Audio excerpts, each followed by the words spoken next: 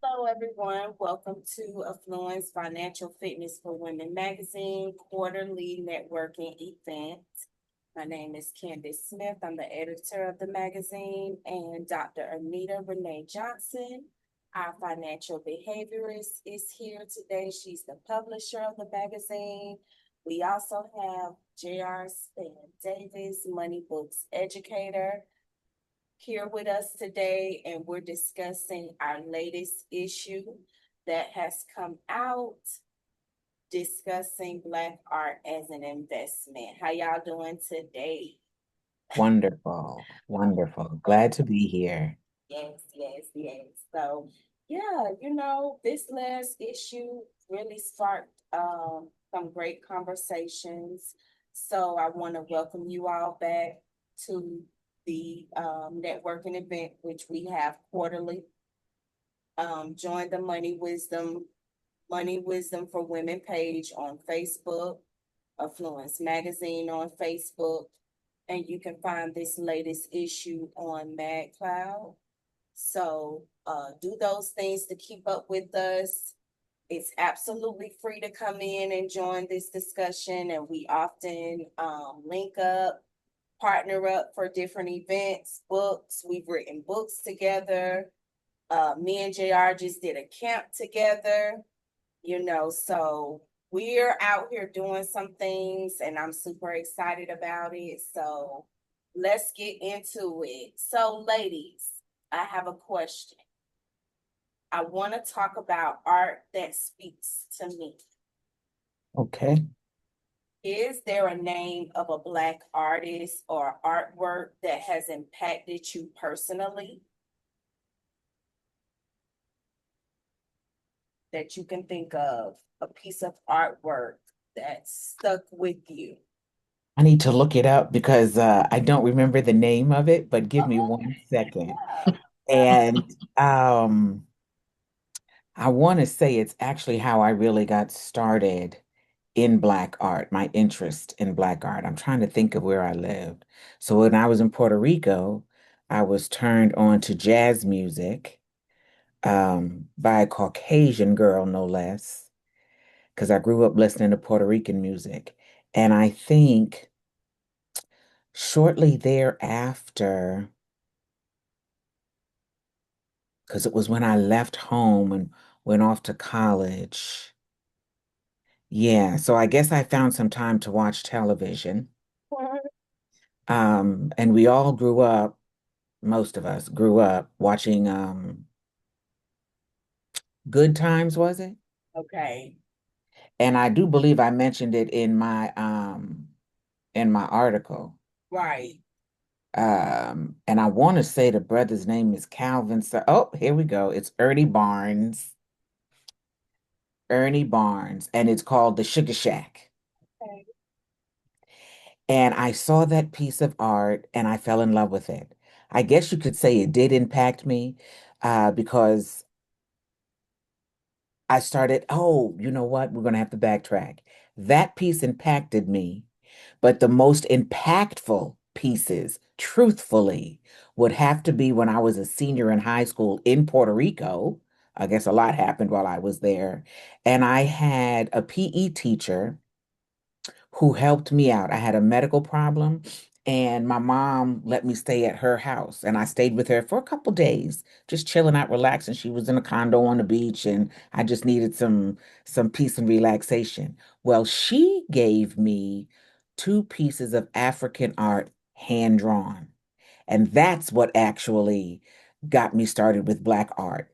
And she was retiring, and she said, well, this artwork is not going to look good in a white woman's house in Kentucky. So she gave me the two art pieces. And from there, I then graduated to Ernie Barnes, the Sugar Shack. And I went on, I guess, a binge where I was looking for Black art and buying Black art and I mean spending a couple of hundreds of dollars on frames for Wow. the art. And well, I was single, no kids, none of that. And I was young in my 20s Right. and 30s doing that. So my money was being spent on that. so I've got a few pieces, and I still have some stuff I need to actually have framed. And I think I got Ernie Sugar Shack back there that needs to be framed. So when we did this piece, I said, you know what? I need to go ahead and break it out and Yes. get it framed and hang it up. And Right. yeah, so that's what got me started. Okay, love it, love it. Dr. Anita, any Wow, that's great, JR. That's a great story. I mean, definitely. I'm not as versed in Black art as maybe you are.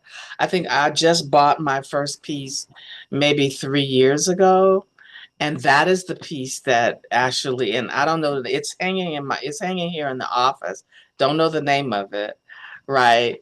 But it was a local artist here, and I met her when I sat on a board, and she showed some of her art. She and I sat on this board together, and she kind of got into art as an accident. Supposedly, her husband was sick; she had to retire, and so she had to figure out what to do.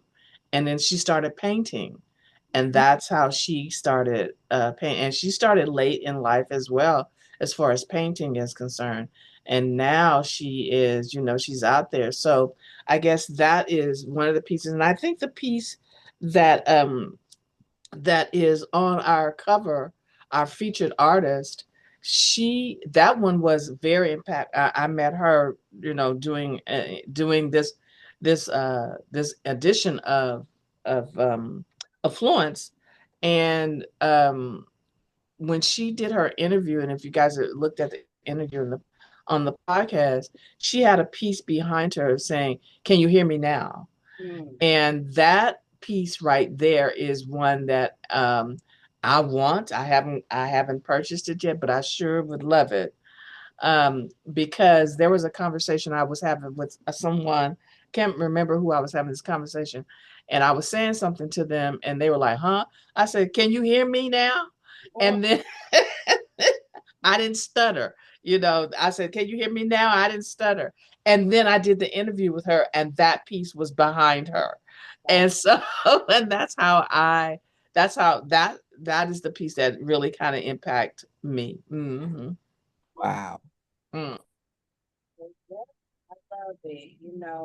Art does really inspire us, shape us, change our atmosphere. A couple of years ago when I was writing for the Florida Star, that's how I met Tiffany JR. In Jacksonville. I was here, but I came back home to cover a live art museum. That's what she put together. And it Mm. was a big warehouse Wow. filled with Black people's art in all forms. And I wrote about it. I had to interview them.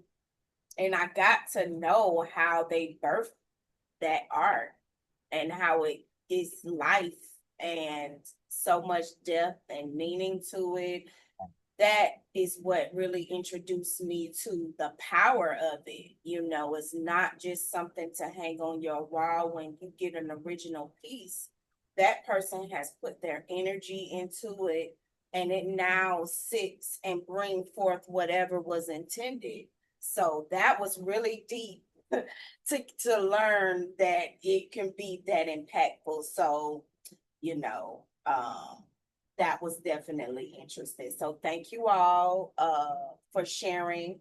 I did want to, I don't know if you all can still see it, but our latest cover, which was something we did very different, our first time having an art piece on the cover.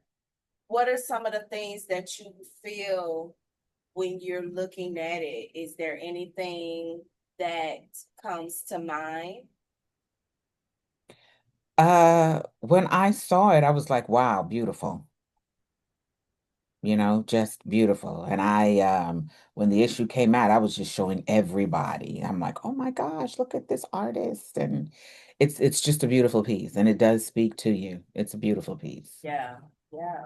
It just reminds me kind of like that late 80s, 90s vibe. Wow. Yeah. Everybody seemed to be Yes. relaxed, and maybe because they were smoking cigarettes, who knows? But they just seem to be, can have a Yes. long day of work and still go out and party and have a good time and be with your girls and stuff like that. So It's I love chill. the colors of it. It really brought it to life. It makes a big statement. So I was glad to do this cover and be a part of that. So moving along, um, let's begin our first discussion. Um, Talking about what does it mean when we say Black art is an investment?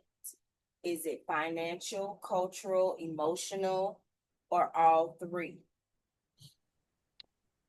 I would say all three because you're not about to spend your money if it doesn't move you emotionally. I mean, any decision you do, it's going to really impact you emotionally, no Right, matter what you do, especially when it comes to your wallet, regardless of the circumstance. You right. know, you go and look at this dress and you're like, man, I'm gonna look good in that dress. Y'all excuse me, my dog is wanting attention. Man, I'm gonna look good in that dress. And you think about how good that dress is gonna make you feel. That's an emotional decision. It's an Yep, emotional purchase. And when yep, you're talking about art, you can look at something 20, $30, a couple of $100, a couple of $1,000, six figures, even seven figures. That Ernie Barnes original a couple of years ago, I think sold 13 million or somewhere around there. oh, wow.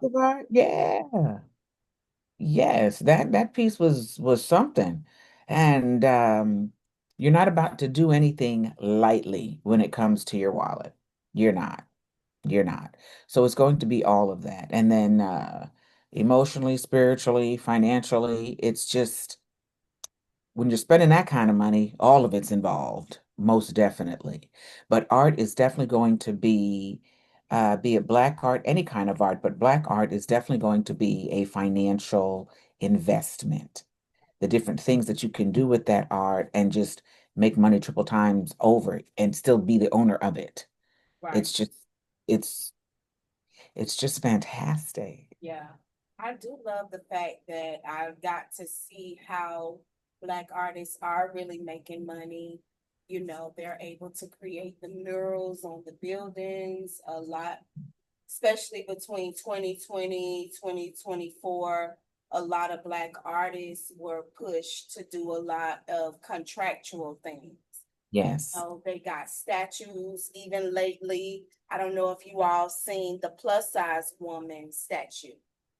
Yeah, that's in New York, isn't it? Yeah, that art seemed to have sparked a lot of feelings in people and emotions in people. Some were not happy, some felt like the way the woman was not complimentary of the Black woman's body, plus body. And then some women flew there to take pictures. Some I'm friends with on Facebook, they made it their business to be there and stand and say, that's my body shape, and I'm proud of it. And they had the same outfit she had on, same hairstyle, and so Oh, wow. that was a big deal. That's That a statement in itself. was, it really, really, truly was. So, I say art, what I did learn can be a lot of things.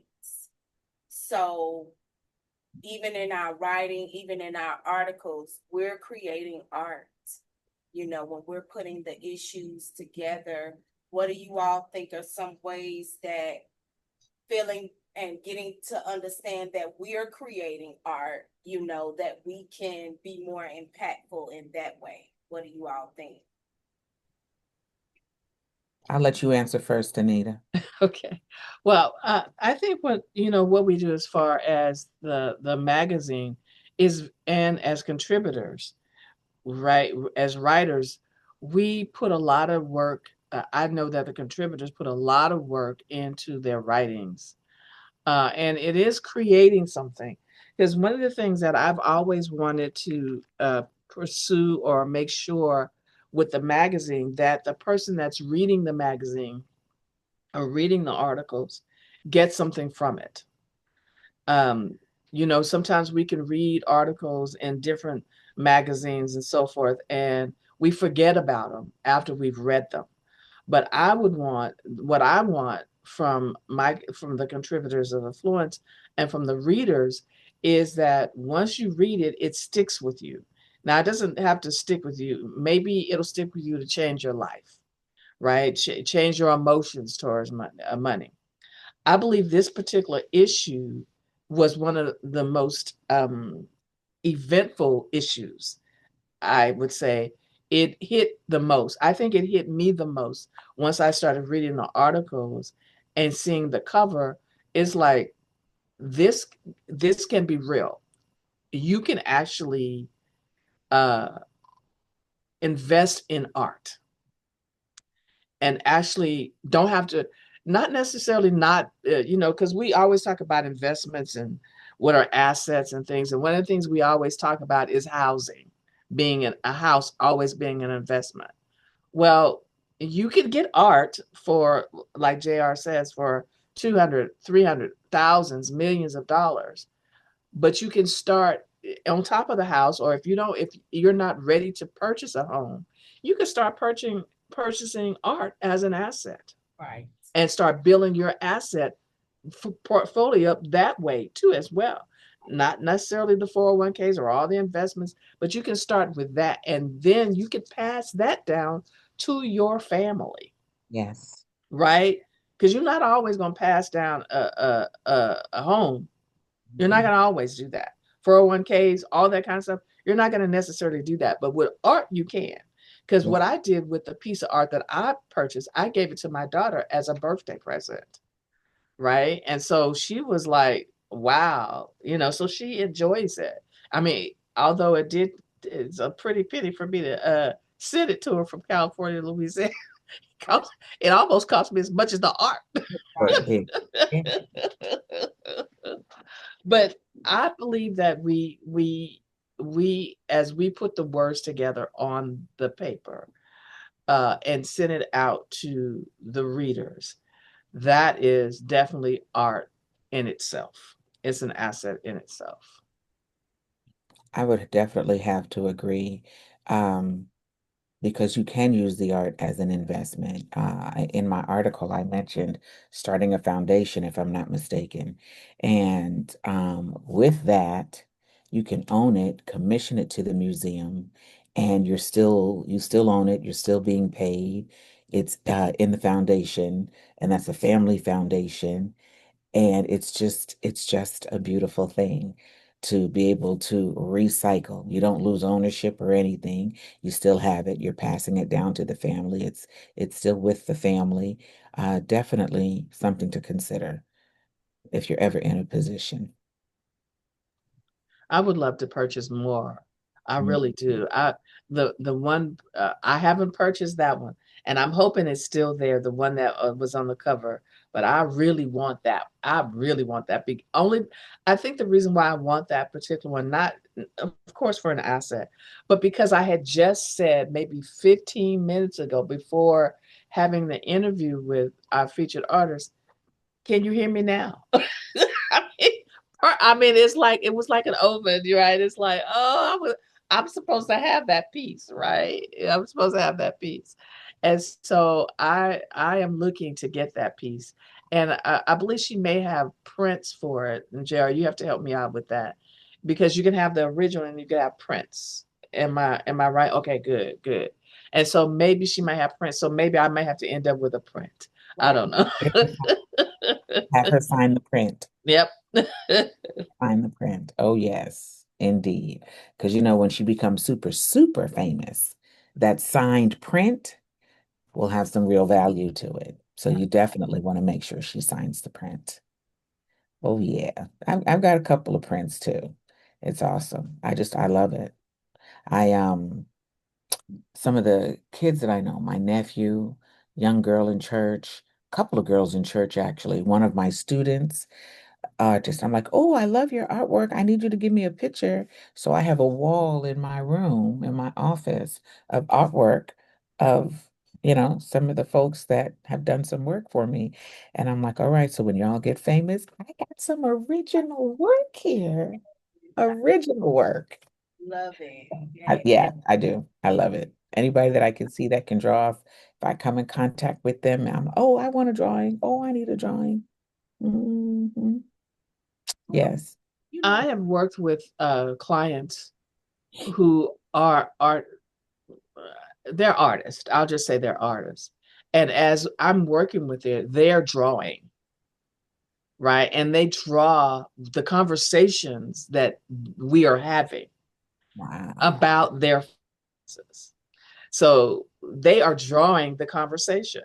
I'm particularly, both of these particular clients, but this one particular one, I'm thinking she's not paying attention, right? She's not paying attention, but what she's doing, because we're zooming, Right. and she's actually drawing the conversation about her finances and how it's supposed to flow to her. I mean, seriously, I was just like, and so when she showed it to me, I was like, well, and it had my words in there, it had her in there, it had how I told her money should flow, and how the things that she should be, her emotions had it all there. And she says, I know you think I'm not paying attention, but look what I did. And and it was like, oh my God, Like a vision board. it was like a vision, yeah. And so she is, and I don't know if she's done other things before. I'm supposed to have maybe well, I'm having another meeting with her on this week coming up, and hopefully she'll be my client. This was a meeting of whether she wanted to work with me or not. And so hopefully I can get her to be a client, and then I can have her maybe draw i- Yeah. i- other things for other people that are sitting in a room, if she comes to one of the workshops or something, and give that to them and let them have that, and they will probably really really love it. At least I did. I loved it. Yeah. Yeah. any art. I love it. Wow. That should be at your next event. Have her, doing that. That would be spectacular. So speaking of which, JR, I know you were talking about some of your students. We did have a spotlight artist. Did you want to say a few words about her since I know Oh. her person? Yes, yes. So, and she's actually one of that drawing right there is actually on my wall. With Mm. another one that she did. I think she was sitting in church one time, and I saw her drawing, and I'm like, oh, I need a picture for my room. It could be for my birthday. So I believe this first one right here, she done for my birthday, and she didn't name them. I think I called that one the Storm. But Talia is about 9 years old, and I think when she did that one for me, she was probably about 6. Isn't that And something? I got the other one that's up here, and I think it was the following year. She was so that would make her about 7. But she is a very shy young lady. I tried to get her to come on here just to say hi, but her mom talked with her to see how she would feel about it and everything, and she was too shy. But let me give you the good news about what this article and this feature has actually done for her. According to her dad, she has been telling her neighborhood friends, what has happened for her. They've been invited to her home, so they come over and they play and everything. This little girl's giving art lessons Oh, to wow. her friends. Yeah. She's been giving some art lessons to her friends, but she's a very pleasant young lady, very nice young lady. Very active in the church. She does Bible quizzing and has won a few awards, learning her scriptures and everything. And she loves to draw, and she gives most of it away to her mom, her dad for their office and the refrigerator. You know how kids are. But she was very excited about this. And we even surprised her and announced it in church and had her featured up on the church bulletin board and everything. So it was really, really neat. And I thought to myself, well, I'm writing this article about art, And we really need to bring attention to the young artists, even though they're children, they're doing something and they're very talented. We have to encourage our children, hone in on skills that they have. And, we've got to speak life into them. So be it through art, be it through dance, be it through any form of creativity, it opens up a door for them one way or the other. So I'm very happy that we were able to do this for Talia. Yeah, yeah, Yeah, I was actually really surprised that she was young as she was. When I saw the art, I was like, "Oh my gosh, this is great." But I would love to be able to speak with her myself and just congratulate her too. So tell her I said congratulations, JR. Certainly will. I most certainly will. I will let her know. way, and maybe did you have some thoughts you wanted to share regarding your article, JR? That's what I was actually at earlier. Um, Um, I would just say that all the articles in this issue are very good. Mine in particular talks about having art as a foundation and of course as an investment and the different things that you can do. I think that we need to, as I stated, encourage our artists when they find shows or even put on their own show. There are different things that they can do to make people aware of their talent. Being featured in a magazine like we have here, um, uh, auctioning a piece off for an event.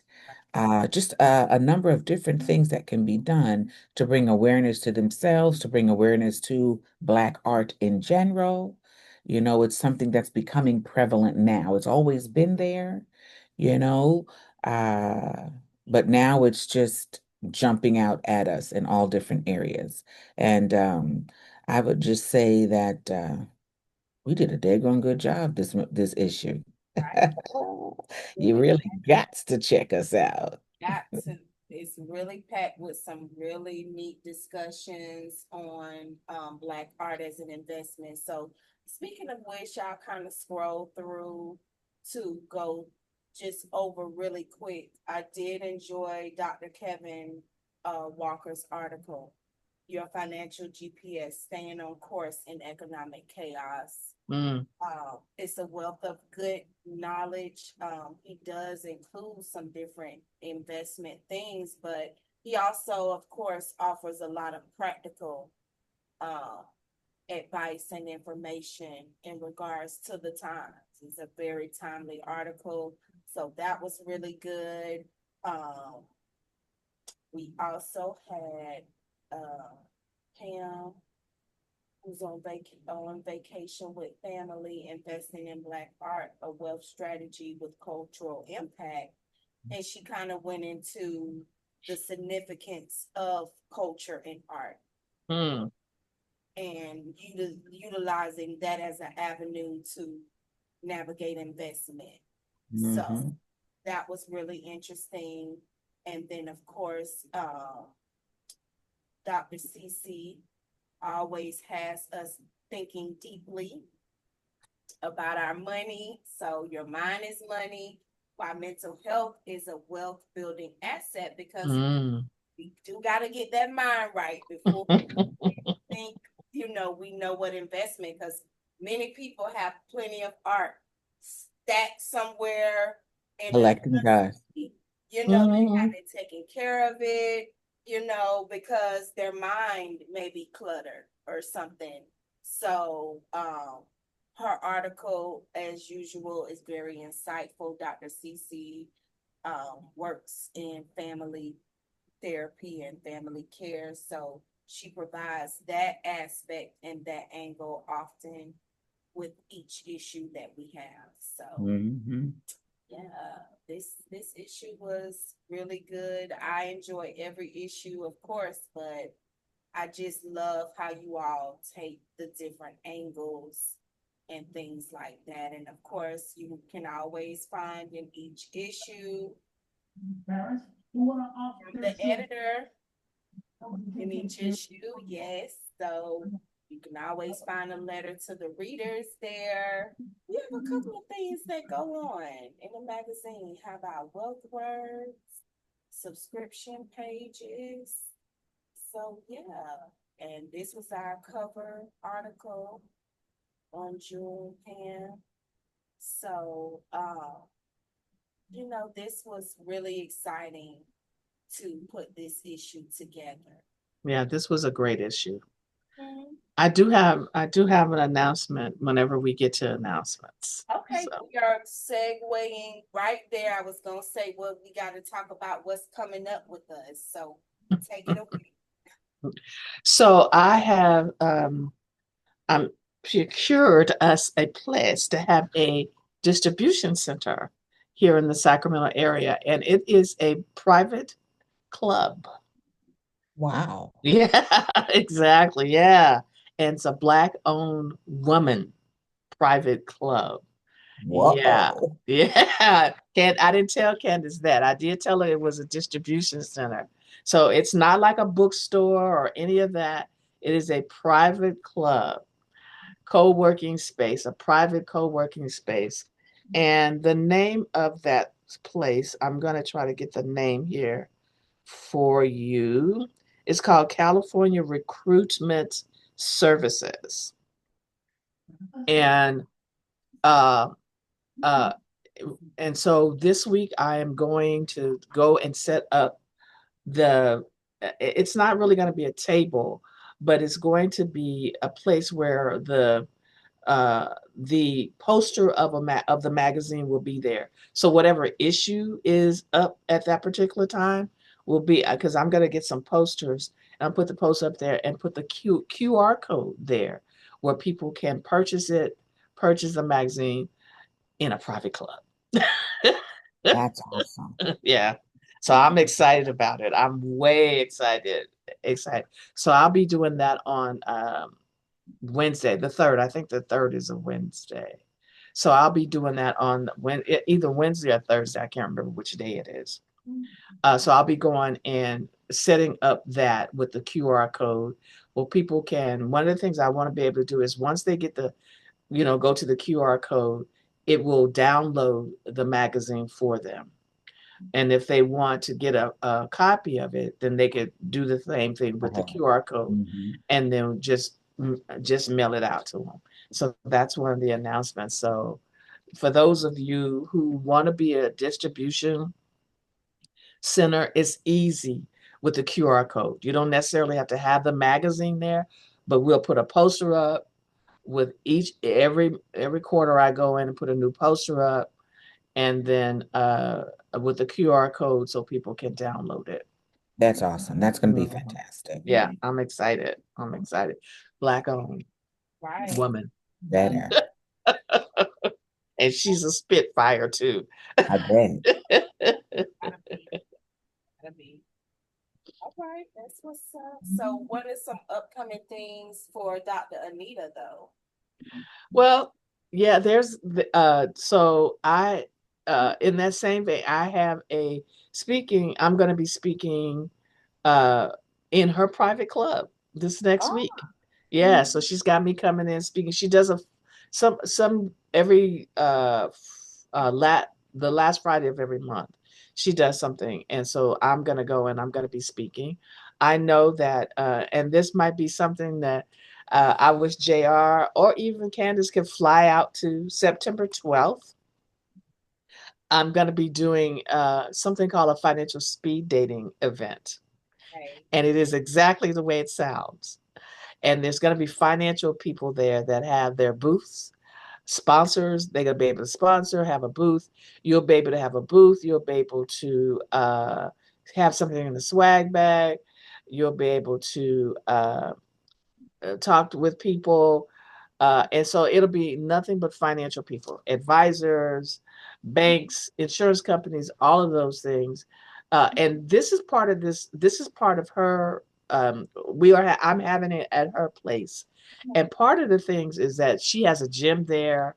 She has a full kitchen, but she also has a room that is soundproof for podcast.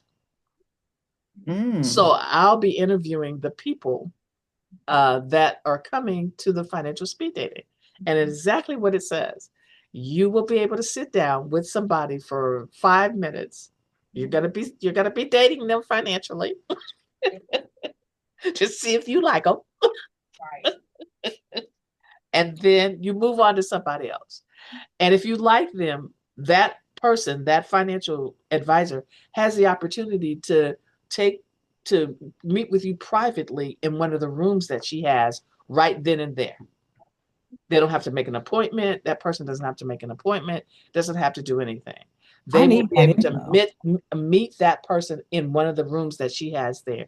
She has convinced me to bring my events there. And we're doing collaboration. So it's a collaborated thing with her. She needs somebody on a certain night. I'm going to be doing those things on that certain night. And she will bring her list in, I bring my list in, and we collaborate together on doing these events. That's awesome. So I'm excited. I'm way excited, overly excited about being. And then part of the thing with her is that it's a team effort. It's just not my event. What is it that she can do for me? How many phone calls can she make? How many people can she get out to the event? Can she help sponsor or get people to sponsor the swag bags, the food? Because she has all of that under her belt already. So it's gonna be that kind of event, and now I'm like I'm excited. I'm excited, and you wouldn't even think of because it's like back in some space over there, and I'm like, but when you go in there, it is absolutely beautiful, absolutely beautiful. Most Love That's it. Mhm. as you add to the exclusivity. So I mean, and you guys can fly out, right? She has people that will pick you up from the airport. This is how she rolls. She has people pick you up from the airport. If you're staying in a hotel and you can't get to your hotel, you can come, take your shower, do everything you need to do there, get you to your hotel a little bit later. But if you want to stay in her condo, you can stay in the condo that she had. All of that, all of that, all of that. I was like, What how I this sister, yeah, how I not know this sister before? wow. Yeah, yeah, so yeah. And so, she needs what she needs, and I need what I need. right. And we are going to work, we're going to work together on getting these events done. That's awesome. Yeah. I Yeah. didn't mean to go on and on, no, but Oh, no, no. I'm excited about it, as you can tell. That is awesome. Yeah. Well, you know what? Maybe once you have it there, maybe you can do a Florida version. We'll try to find an exclusive Black-owned place here, to maybe do it here, bring that here. Yeah. Yeah, that would be exciting. Yeah. Yeah. Yeah. So, So JR, I'm excited about it. Yeah. right, right. JR, any exciting things coming up this quarter? Well, I've got to get my flyer made, but July 17, for the next 5 weeks, I'm going to be doing a How Money Works Essentials Challenge, which Mm, means I will break down um like this way. The 7 money milestones, mm, do one each night. On mm, the fifth night, there are two, so it'll just be, 5 nights. So I'm going to be doing that. July. August 16th, I'm going to be doing a live event with my office out here called The Next Generation. So we're going to target young folks that are in junior, senior high school, all the way up to age 30, possibly 35. And we'll be talking about how money works, buying your first home, getting a job, paycheck savings, things like that. And then I'm already planning for 2026. We're going to do a Before I Say I Do event mm, regarding finances, what you mm. folks who are getting ready to get married need to know. And it's going to actually be right after Valentine's because everybody gets engaged on Valentine's. So while you're saying, yes, I will accept this ring and marry you, on this hand, we're going to be teaching you what you need to be doing with them finances once you're one. So just a couple of those things going on. Those two major events. And I think I may schedule something October via Zoom because then we're looking at the end of the year and folks aren't trying to do too much in November, December because those are expensive times and all that food you got to buy, your sweet potato pie and all that stuff, turkey and ooh. So that's about it. That's all I can think of right now. I'm sure there's something I'm missing, but Probably, a lot going on. You all have to follow us on the Money Wisdom for Women page because we often posting, keeping up with the contributors. I'll say on the next episode of Keeping Up with the Contributors, and I'll post somebody. Like, this is what we have going on. We stay busy, doing our things. So, and then JR, you have a page, correct? Which is uh yes, you can go on my Instagram, you can go on my Facebook. Facebook has about 3 pages actually. And then I'm on LinkedIn also. okay. So I'm all over the place. You can't miss me. Okay. Yep, and the magazine is on LinkedIn, right, Dr. Anita? Yep, so you can find the magazine on LinkedIn. The LinkedIn has a magazine page. Okay. Yep, check out our YouTube. That's where you'll find all of the networking videos. Yes. That's up as well as clips from previous ones and interviews. Check out the podcast, which is Finding Your Financial Voice. All podcasting places, right, Dr. Anita? Mm-hmm. All right, all right, all right. I think we took care of all the church announcements. Anybody have Yeah, anything else they wanted to share? I think we've covered it all. Okay, Yes. all right. Well, thank you once again for joining. I appreciate it. We'll be back same time, same place. Peace. Peace. Peace out.